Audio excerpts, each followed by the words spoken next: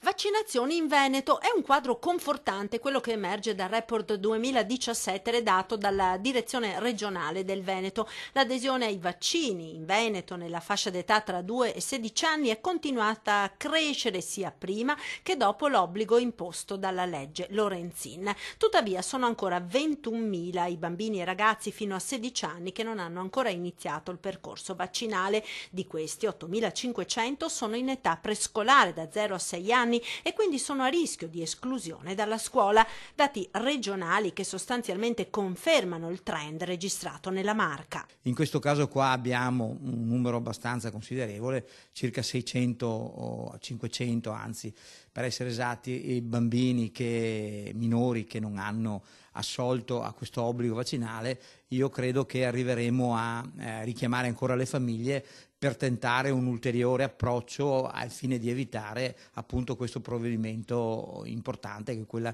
della non ammissione a scuola.